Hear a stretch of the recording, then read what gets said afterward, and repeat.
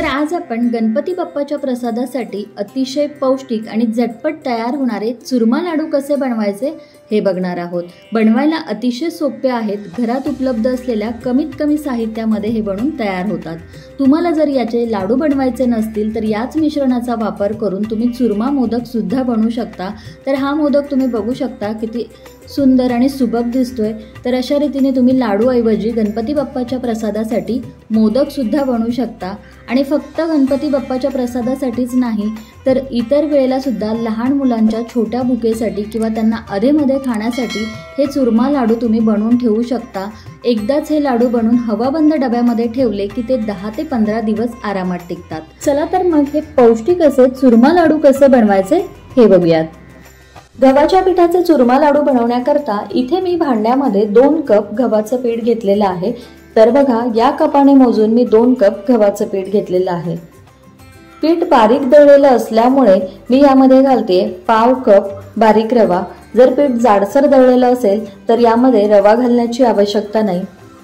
आता यामध्ये आपल्याला अगदी थोडंसं म्हणजे चवीपुरतं मीठ घालायचंय। त्याचबरोबर इथे बघा मी अर्धा कप साजूक तूप घेतलेलं आहे।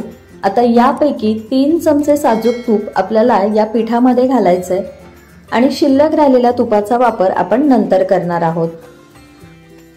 आता हे सर्व साहित्य आपण चांगलं मिक्स करून घेऊ। साजूक तूप पिठाच्या प्रत्येक कणाकणाला लागलं पाहिजे अशा पद्धतीने ते पिठाला आपल्याला चांगलं सोळून घ्यायचंय। साजूक तूप पिठाला चांगले लावून घेतलं की पिठाची अशी मूठ वळून बघायची। जर घट्ट अशी मूठ वळली जात असेल तर आपण घातलेलं तुपाचं प्रमाण अगदी योग्य आहे असं समजावं। जर पिठाची मूठ वळली जात नसेल तर यामध्ये तुम्ही आणखीन एखाद चमचा तूप घातलं तरी देखील चालेल। आता पिठाचा आपण गोळा तयार करून घेऊ आणि त्यासाठी इथे मी 1 कप कोमट पाणी घेतलेलं आहे। याऐवजी तुम्ही दुधाचा देखील वापर करू शकता, पण दूध घेताना कोमट घ्यायचं। इथे आपल्याला कोमट दुधाचा किंवा कोमट पाण्याचाच वापर करायचा आहे, पण लाडू जास्त दिवस टिकावेत याकरता इथे मी पाण्याचा वापर केलेला आहे। थोडं थोडं पाणी घालून आपल्याला पिठाचा घट्टसर असा गोळा तयार करून घ्यायचा आहे। आपण चपातीसाठी जशी कणिक भिजवतो तशी कणिक किंवा पीठ न भिजवता आपल्याला घट्टसर असा पिठाचा गोळा तयार करून घ्यायचा आहे। तर थोडं थोडं पाणी घालायचं आणि घट्टसर अशी कणिक आपल्याला या इथे मळून घ्यायची आहे। तर बघा पिठाचा असा हा मी घट्टसर असा गोळा मळून घेतलेला आहे। हे पीठ भिजवण्याकरता इथे मी 1 कप भर पाणी घेतलं होतं, त्यापैकी साधारण 4 ते 5 चमचे पाणी शिल्लक राहिलेलं आहे। आता या पिठावरती आपल्याला झाकण ठेवायचंय आणि साधारण अर्धा तास पीठ आपल्याला असंच भिजू द्यायचंय। अर्धा तासासाठी पीठ भिजत ठेवलं होतं आणि अर्धा तासानंतर बघा पीठ जे आहे ते छान असं भिजलंय, थोडंसं मऊसूद देखील झालेलं आहे। आता याला पुन्हा एकदा मळून एकसारखं करून घेऊ। आता या पिठापैकी थोडं थोडं पीठ घेऊन आपल्याला याचे मुटके तयार करून घ्यायचे आहेत। तर मुटके तयार करत असताना खूप जास्त जाड करायचे नाही, अगदी बारीक बारीक मुटके आपल्याला करायचे आहेत, कारण हे मुटके आपण नंतर तळून घेणार आहोत। तर तळताना ते आतपर्यंत व्यवस्थित तळले जावे, कच्चे राहू नयेत याकरता आपल्याला छोट्या छोट्या आकाराचेच मुटके तयार करून घ्यायचे आहेत। तर पिठाचा गोळा घ्यायचा आणि असा उभा लांबट त्याला आकार देऊन त्यानंतर हाताने असं घट्टसर याला दाबून घेऊन याचा आपल्याला मुटका तयार करून घ्यायचा आहे। इथे मी काही मुटके तयार करून घेतलेत। आता शिल्लक पिठाचे देखील आपण अशाच पद्धतीने मुटके तयार करून घेऊ। तर इथे बघा आपले हे सर्व मुटके तयार करून झालेले आहेत। आता हे मुटके आपण तळून घेऊयात। मुटके तयार करण्याकरता सुरुवातीला आपण जे अर्धा कप तूप घेतलं होतं आणि त्यापैकी शिल्लक राहिलेलं जे तूप आहे ते आपल्याला इथे वापरायचंय। तर तूप कढईमध्ये काढून घेतलं। आता तूप वितळलं की यामध्ये आपल्याला मुटके घालून मुटके तळून घ्यायचे। मुटके तळत असताना गॅसची फ्लेम लो टू मीडियमच्या मध्ये ठेवून आपल्याला मुटके छान असा तांबूस रंग येईस तोपर्यंत तळून घ्यायचे आहेत। मुटके तळत असताना गॅस आपल्याला खूप जास्त मोठा करायचा नाही, कारण मोठ्या गॅसवरती जर का तुम्ही मुटके तळून घेतले तर मुटके जे आहेत ते वरवर तळले जातील, पण आतमध्ये मात्र तसेच कच्चे राहतील आणि त्यामुळे लाडू जे आहेत ते चवीला चांगले लागणार नाहीत। मुटके तळायला थोडासा वेळ लागतो, पण त्यामुळे मुटके जे आहेत ते आतपर्यंत तळले जातात आणि म्हणून आपले जे लाडू आहेत ते चवीला छान लागतात। तर बघा मुटके जे आहेत ते चमच्याने सतत एकसारखं हलवत मी छान असे तांबूस रंगावरती तळून घेतलेले आहेत. खूप जास्त याला आपल्याला करपू द्यायचं नाही, तर इतपतच आपल्याला याला तळून घ्यायचं आहे. आता हे तळलेले मुटके आपण काढून घेऊ.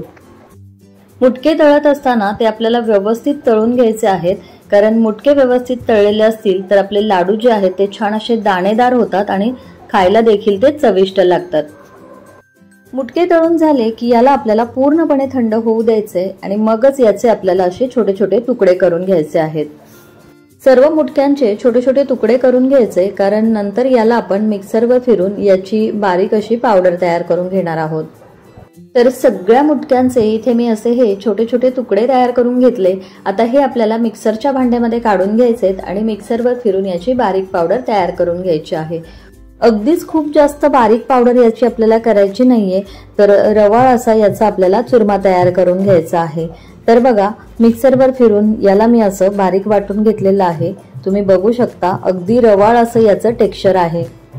आता आपण हे एका भांड्यामध्ये काढून घेऊ आणि यानंतर शिल्लक राहिलेले जे तुकडे आहेत ते देखील आपण मिक्सरच्या भांड्यामध्ये घालून मिक्सरवर फिरून अशाच पद्धतीने बारीक करून घेऊयात.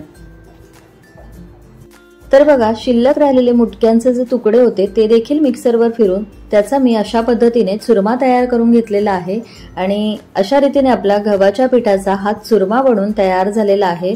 तर या चुरम्याचेच आपण आता लाडू तयार करणार आहोत. आता तुम्हाला हवं असेल तर तुम्ही हे चाळणीने देखील चाळून घेऊ शकता, पण हे मी मिक्सरवर फिरवून एकसारखं असं बारीक करून घेतलेलं असल्यामुळे हे मला चाळून घेण्याची आवश्यकता वाटत नाहीये, त्यामुळे इथे मी हे चाळून घेतलेलं नाहीये. तर अशा रीतीने इथे आपला चुरमा बनून तयार झालेला आहे. आता यानंतर आपण पुढची कृती करूयात. तर मगाशी मुटके तळल्यानंतर जे तेल शिल्लक राहिलं होतं ते तेल मी पुन्हा एकदा गरम करून घेतलंय आणि आता यामध्ये आपल्याला घालायचे आहेत बदामाचे काप. तर थोडेसे बदामाचे काप मी तुपावरती असे छान खरपूस तळून घेणार आहेत. बदामाचे काप तळून झाल्यानंतर यामध्ये मी घालते एक छोटी वाटी मगजबी किंवा खरबुजाच्या बिया, ज्या कोणत्याही किराणा मालाच्या दुकानामध्ये सहज उपलब्ध असतात. तर आता या टरबुजाच्या बिया गरम तुपामध्ये घातल्यानंतर आपल्याला गॅस थोड्या वेळासाठी बंद करायचा आहे, कारण या टरबुजाच्या बिया गरम तुपामध्ये किंवा तेलामध्ये घातल्यानंतर त्या तडतड उडायला सुरुवात होते आणि त्यामुळे आपल्याला चटका बसू शकतो. आता यामध्ये आपण एक चमचाभर खसखस घालायची आणि ती देखील या तुपामध्ये घालून थोडीशी हलकीशी आपल्याला परतून घ्यायची. आता हे झाल्यानंतर लगेचच आपल्याला यामध्ये गूळ घालायचा आहे. तर इथे मी 1 कप गूळ घेतलेला आहे.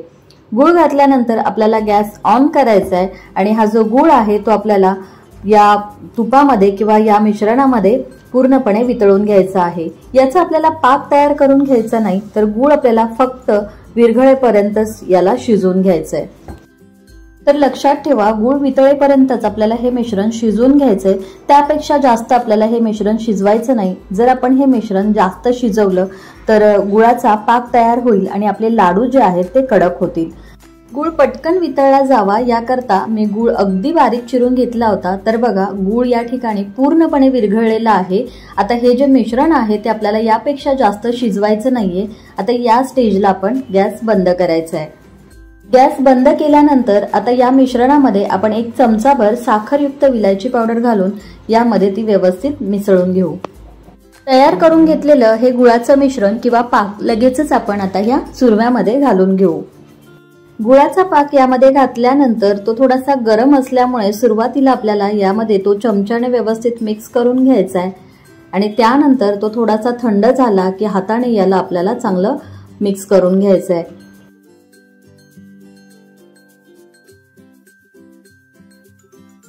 हे मिश्रण थोडंसं थंड झालंय. आता याला आपण हाताने चांगलं मिक्स करून घेऊ. हे हाताने असं व्यवस्थित मिक्स करून घ्यायचं, म्हणजे सगळ्या चुरम्याला आपला जो गुळाचा पाक आहे तो अगदी व्यवस्थित लागला जातो आणि त्यामुळे लाडू देखील चवीला छान लागतात. त्याचबरोबर यामध्ये ज्या छोट्या छोट्या गुठळ्या तयार झालेल्या आहेत त्या देखील आपल्याला मोडून हे मिश्रण एकसारखं करून घ्यायचं आहे. तर बघा, गुळाचं मिश्रण या चुरम्यामध्ये छान असं मिक्स करून घेतलंय आणि अगदी व्यवस्थित दाणेदार आणि रवाळ असं टेक्स्चर या मिश्रणाला आलेलं आहे. आता लगेचच आपण याचे लाडू बांधून घेऊयात. आता या मिश्रणापैकी थोडं थोडं मिश्रण आपल्याला घ्यायचंय आणि याचे आपल्याला लाडू बांधून घ्यायचे. तर लाडू छान दिसावा याकरता यातलाच एक बदामाचा काप घेऊन मी या लाडूवरती अशा पद्धतीने लावून घेते. त्याचबरोबर यामध्ये आपण घातलेलं मगजबी किंवा खरबुजाचं बी देखील अशा पद्धतीने यावरती आपण लावून घेऊ शकतो, जेणेकरून आपले लाडू जे आहेत ते अतिशय सुंदर दिसतील। तर बघा मस्त असा गोल गरगरीत आपला हा लाडू बांधून झालेला आहे। लाडू आणखीन आकर्षक दिसावेत याकरता इथे मी बघा खसखस घेतलेली आहे। तर या खसखशीमध्ये लाडू अशा पद्धतीने घोळवून घ्यायचा आणि पुन्हा एकदा लाडूला थोडंसं असं हलक्या हाताने प्रेस करून घ्यायचं, म्हणजे मग आपण लावलेली जी खसखस आहे ती निघणार नाही। तर बघा अतिशय सुंदर असा गोल गरगरीत आपला हा चुरमा लाडू बनून तयार झालेला आहे। आता याच पद्धतीने मी बाकीचे लाडू देखील तयार करून घेणार आहे।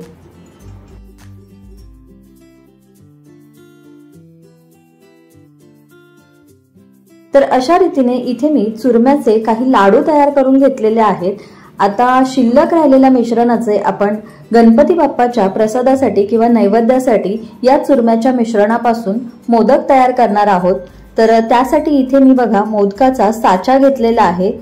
तर सुरुवातीला मोदकाच्या या साच्यामध्ये बदामाचा असा एक काप ठेवून द्यायचा किंवा मगजबी देखील तुम्ही यामध्ये ठेवू शकता, जेणेकरून आपले मोदक जे आहेत ते छान आकर्षक दिसतील। तर थोडीशी खसखस देखील या पार्टिशन्स मध्ये मी घालणार आहे। यानंतर या मिश्रणापैकी थोडं थोडं मिश्रण घ्यायचं आणि हे जे पार्टिशन्स आहेत त्याच्यामध्ये आपल्याला अशा पद्धतीने दाबून दाबून त्यामध्ये भरायचंय, म्हणजे मग याला छान असा मोदकाचा आकार येईल। तर यानंतर मोदकाचा साचा बंद करून घ्यायचा आहे आणि मिश्रण या साच्यामध्ये असं खालच्या बाजूने देखील घट्ट असं दाबून दाबून भरून घ्यायचंय, म्हणजे मग अगदी मोदक व्यवस्थित आपला बनून तयार होईल। हे मिश्रण अगदी घट्ट दाबून दाबून या साच्यामध्ये भरून घ्यायचंय आणि जास्तीचं जे मिश्रण आहे ते आपल्याला अशा पद्धतीने काढून टाकायचंय। आता आपण साचा उघडून बघूयात। तर बघा अतिशय सुंदर आणि सुबक असा आपला हा चुरमा मोदक देखील बनून तयार झालेला आहे। तर गणपती बाप्पाच्या प्रसादासाठी फक्त चुरमा लाडूच नाही, तर अशा रीतीने मोदकाच्या साच्याचा वापर करून तुम्ही चुरमा मोदक देखील बनवून तयार करू शकता। तर या इथे मी चुरमा लाडू आणि चुरमा मोदक हे दोन्ही तयार करून घेतलेले आहेत। तर बघा अतिशय सुंदर दिसत आहेत आणि चवीला देखील हे मोदक किंवा लाडू खूप चविष्ट लागतात। अगदी घरामध्ये सहज उपलब्ध असलेल्या साहित्याचा वापर करून आज आपण हे चुरमा लाडू आणि मोदक बनवलेले आहेत। एक लाडू मी तुम्हाला तोडून दाखवते। तर बघा अतिशय खुसखुशीत आणि दाणेदार असे हे आपले चुरमा लाडू बनून तयार झालेले आहेत।